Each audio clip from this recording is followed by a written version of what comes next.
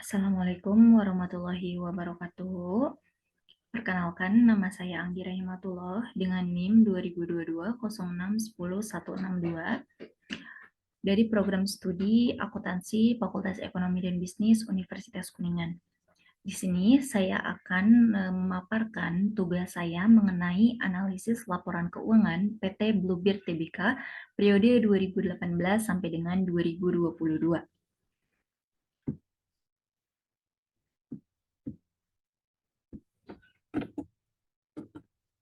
Yang pertama, pembahasannya adalah profil perusahaan, yang kedua sumber data, ketiga analisis perbandingan, keempat analisis rasio keuangan, yang kelima analisis common size, trend, dan DuPont, yang keenam analisis cross section, yang ketujuh analisis time series, yang kedelapan analisis sumber dan penggunaan kas, yang kesembilan analisis sumber dan modal kas, dan yang terakhir analisis break even. Baik, saya akan membahas tentang perusahaan PT Bluebird Tbk. PT Bluebird Tbk merupakan bagian dari Bluebird Group, sebuah perusahaan induk yang melayani kebutuhan transportasi, mulai dari taksi, kontainer, alat berat, hingga logistik. Dimulai pada tahun 1965 sebagai Chandra Taksi, layanan taksi non-moneteran di Jakarta. Perusahaan ini resmi berdiri pada tanggal 29 Maret 2001. Pada saat ini memiliki 15 unit usaha. Beberapa merek yang dimiliki perusahaan adalah Bluebird Taxi, Silver Beer Taxi, Big Bill Bus, Golden Beer Car Rental, Pasara Mobil Bekas Mobil Go, Iron Beer Logistik, City Trans Executive Shuttle, hingga Holiday Resort Lombok. Kantor utama Bluebird berada di Jalan Mampang, Perapatan Raya 60, Jakarta. Dan saat ini Direktur Utama Bluebird Group Holding yaitu Insinyur Kresna Priawan Joko Setono, MBM. Selanjutnya, di sini ada sumber data yang saya peroleh, yaitu yang pertama adalah laporan keuangan tahunan. Laporan keuangan tahunan yang dianalisis merupakan laporan tahunan dari PT Bluebird Tbk pada periode tahun 2018 sampai dengan 2022 yang didownload dari situs resmi Bursa Efek Indonesia. Yang kedua adalah laporan tahunan. Laporan keuangan yang digunakan merupakan laporan keuangan tahunan dari PT Bluebird Tbk pada periode tahun 2018 sampai dengan tahun 2022 yang didownload dari situs resmi Bursa Efek Indonesia yaitu https://www.idx.co.id ID perusahaan tercatat laporan keuangan dan tahunan. Baik, di sini saya akan menjelaskan tentang analisis perbandingan laporan posisi keuangan, di mana analisis perbandingan ini yaitu untuk melihat pertumbuhan keuangan di sebuah perusahaan. Di sini saya hanya mencantumkan akun-akun yang besarnya saja, di mana ada total aset, total liabilitas, total ekuitas, total liabilitas, dan ekuitas. Dari rumus analisis perbandingan ini, yaitu contoh total aset tahun 2019 dikurangi dengan total aset tahun 2018, kemudian dibagi dengan total aset tahun 2018. Selanjutnya ada analisis perbandingan laporan laba rugi. Di sini juga saya hanya mencantumkan akun-akun yang besar saja, yaitu ada total pendapatan, laba bruto, dan laba usaha. Sama seperti analisis perbandingan laporan posisi keuangan, rumusnya yaitu total pendapatan tahun 2019 dikurangi dengan total pendapatan 2018 dan dibagi total pendapatan 2018.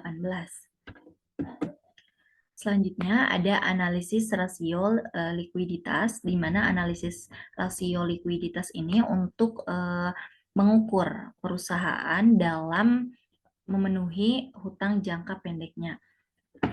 Dalam analisis rasio likuiditas ada 4 rasio. Yang pertama ada current ratio dengan rumus total aktiva lancar dibagi hutang lancar. Asites rasio rumusnya Aktiva lancar dikurangi persediaan dibagi hutang lancar, cash ratio, kas ditambah surat berharga dibagi hutang lancar, working capital to debt asset ratio, aktiva lancar dikurangi hutang lancar dibagi total aktiva. Selanjutnya ada analisis rasio leverage, di mana analisis rasio leverage ini adalah suatu rasio yang mengukur kemampuan perusahaan dalam memenuhi kewajibannya, baik jangka pendek maupun jangka panjang. Dalam analisis rasio leverage, ini ada 4 rasio. Yang pertama, total debt to total equity dengan rumus total hutang dibagi ekuitas. Yang kedua ada total debt to total asset ratio dengan rumus total hutang dibagi dengan total aktiva. Yang ketiga ada long term debt to total equity ratio dengan rumus hutang jangka panjang dibagi dengan modal sendiri. Yang keempat ada term interest earned ratio dengan rumus EBIT dibagi dengan bunga hutang jangka panjang. Selanjutnya ada analisis rasio aktivitas, di mana analisis rasio aktivitas ini mempunyai 6 rasio. Rasio aktivitas ini merupakan rasio yang digunakan untuk mengukur dan menilai kemampuan perusahaan dalam menggunakan asetnya atau memanfaatkan sumber daya yang dimiliki, baik dalam bidang penjualan, penagihan, piutang, maupun bidang lainnya. Yang pertama ada receivable turnover, di mana rumusnya yaitu penjualan dibagi dengan piutang.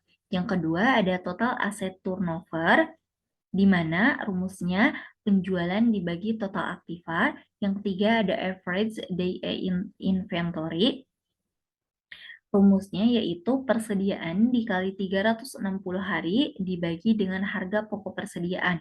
Yang keempat ada inventory turnover, rumusnya harga pokok persediaan dibagi dengan persediaan. Yang kelima ada average collection inventory dengan rumus piutang dikali 360 hari dibagi dengan penjualan. Yang terakhir ada working capital turnover dengan rumusnya penjualan bersih dibagi dengan aktiva lancar dikurangi hutang lancar. Selanjutnya, ada rasio profitabilitas, di mana analisis ini adalah alat yang membantu kita menilai seberapa baik suatu badan usaha dalam menghasilkan laba dari pendapatannya atau kemampuan perusahaan dalam mendapatkan laba atau profit dari pendapatannya. Di sini analisis rasio profitabilitas mempunyai 7 rasio. Yang pertama ada gross profit margin dengan rumus laba kotor dibagi dengan penjualan, profit margin dengan rumus EBIT dikali 100% dibagi dengan penjualan. Yang ketiga net profit margin yaitu dengan EAT dikali dengan 100% dibagi dengan penjualan. Yang keempat ada operating income ratio, yaitu penjualan dikurangi harga pokok penjualan dikurangi biaya dibagi dengan penjualan. Selanjutnya, return of investment dengan rumus EBIT dikali 100% dibagi dengan total aktiva. Yang ke-6 ada return of equity, di mana dengan rumusnya EAT dikali 100% dibagi dengan modal sendiri. Yang terakhir ada return of investment, yaitu dengan rumus EAT dikali 100% dibagi dengan total aktiva. Selanjutnya, ada analisis DuPont pada tahun 2018. Analisis DuPont ini merupakan suatu sistem analisis yang dimaksudkan untuk menunjukkan net profit margin atau NPM, total asset turnover atau TATO, dan return on investment atau ROI yang saling berinteraksi untuk menentukan return on equity.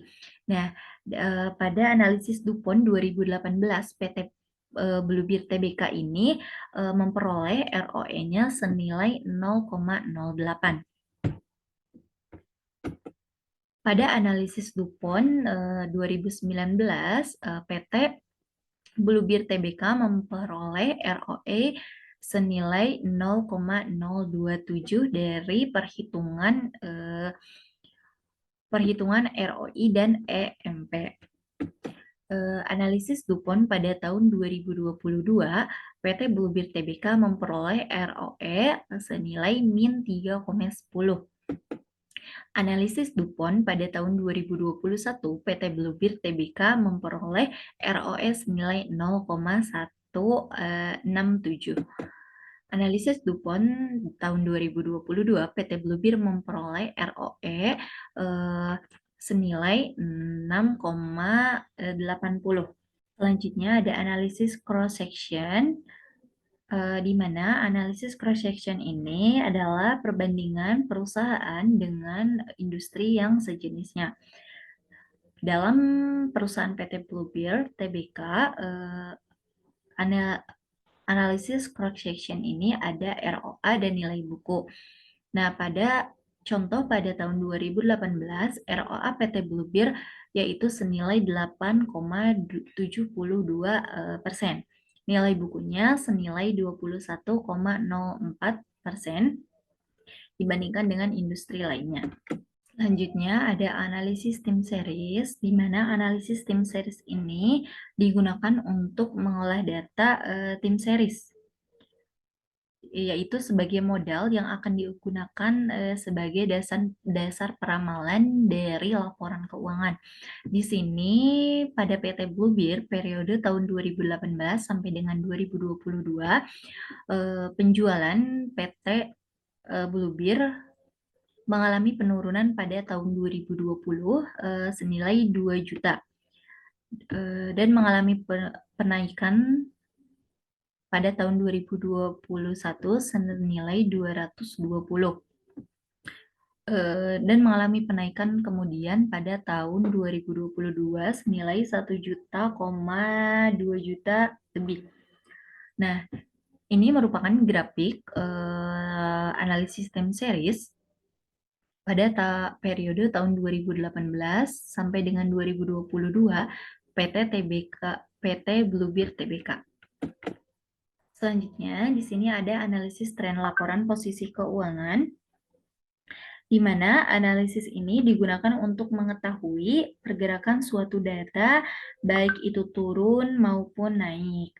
Nah, di sini saya hanya mencantumkan total akun saja, di mana di sini perbandingannya yaitu atas dasar tahun 2018.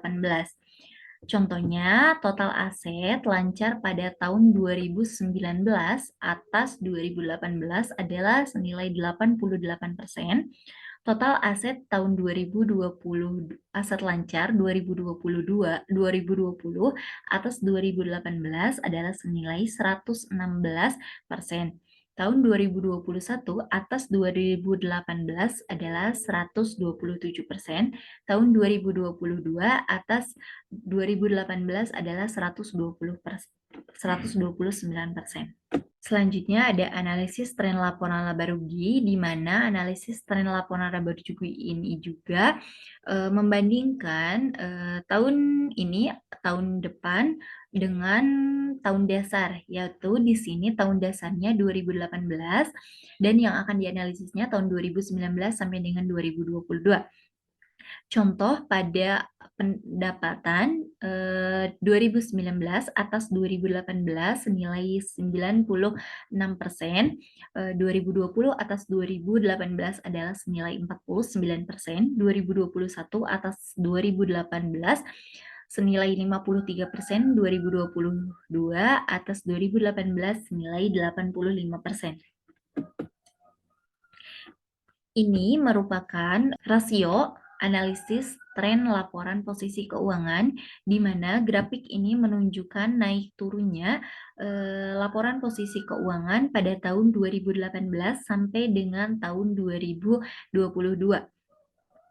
Di sini di sisi kanan juga merupakan grafik rasio analisis tren laporan laba rugi pada PT Bluebeard Tbk tahun 2018 sampai dengan tahun 2022.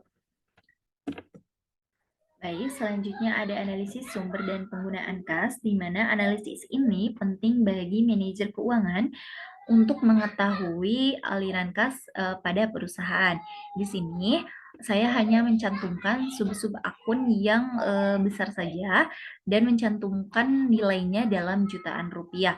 Pada periode tahun 2019 atas 2018, PT Bluebird Tbk mengalami penurunan total aset lancar senilai 132.988 juta.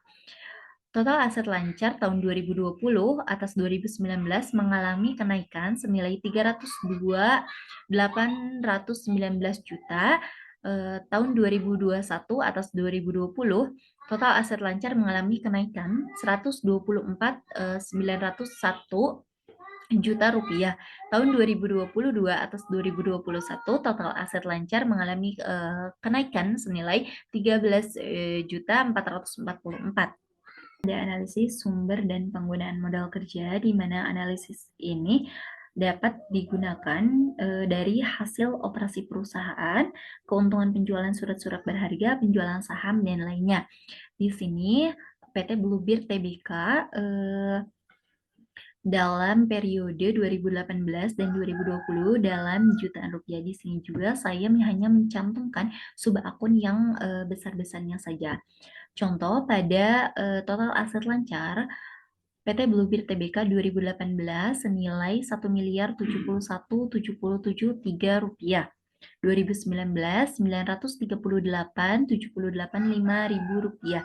2020 1.241.604 juta ribu rupiah. 2021 1.366.505 rupiah. 2022 1.379.949. Nah, PT Bluebird Tbk dan entitas anaknya analisis sumber dan penggunaan modal kerja tahun 2018 sampai dengan 2022. Modal kerja dibagi dengan menjadi dua, yaitu ada kuantitatif dan kualitatif, di mana rumus kuantitatif yaitu modal kerja sama dengan aktiva lancar, di mana pada PT Bluebird ini aktiva lancar 2018 senilai 1.071.773 rupiah. Pada tahun 2019 938.785 rupiah. Pada tahun 2020 1.241.604 rupiah. Pada tahun 2021 1.366.505 rupiah. Tahun 2022 1.379.949. Selanjutnya ada kualitatif, di mana kualitatif modal kerja sama dengan aktiva lancar dikurangi hutang lancar. Contoh, pada tahun 2018 aktiva lancar senilai 1.071.773 dikurangi dengan total hutang lancar yaitu 614.987 menghasilkan 526.397 rupiah. Selanjutnya ada analisis break-even point, di mana analisis ini cara untuk mengetahui volume penjualan minimum agar suatu usaha tidak menderita rugi tetapi juga belum memperoleh laba. Di sini contoh, pada tahun 2018 penerimaan totalnya senilai 4 miliar sekian, biaya tetapnya 3 miliar sekian, biaya variabelnya 145 sekian, biaya total yaitu jumlah dari biaya tetap ditambah dengan biaya variabel. Keuntungannya diperoleh dari penerimaan total dikurangi dengan biaya total, yaitu pada tahun 2018 senilai 549.269 rupiah. Nah, tetapnya yaitu senilai 3.594.970. Kontribusi margin ratio pada tahun 2018 adalah 29,5 dan break-even point dalam rupiahnya yaitu 24,7. Selanjutnya yaitu kesimpulan, analisis laporan keuangan merupakan pemeriksaan keterkaitan angka-angka dalam laporan keuangan dan tren angka-angka dalam beberapa periode. Tujuan analisis laporan keuangan adalah mengevaluasi kinerja dari suatu perusahaan. Hasil akhir dari kegiatan akuntansi adalah laporan keuangan yang digunakan oleh perusahaan ataupun pihak yang berkepentingan terhadap laporan keuangan tersebut. Sehingga perlu dibuat analisis laporan keuangan dari perusahaan untuk membantu dan mengendalikan perusahaan atau memberikan gambaran situasi keuangan pada pihak yang berkepentingan seperti para pemegang saham, kreditur pemerintah, dan pihak lainnya. Dengan adanya analisis laporan keuangan, maka dapat dilihat hasil kegiatan perusahaan dalam satu periode. Rasio keuangan adalah kegiatan untuk mengetahui hubungan antara suatu unsur dengan unsur lainnya dalam laporan keuangan dengan cara membandingkan angka-angka yang ada dalam laporan keuangan.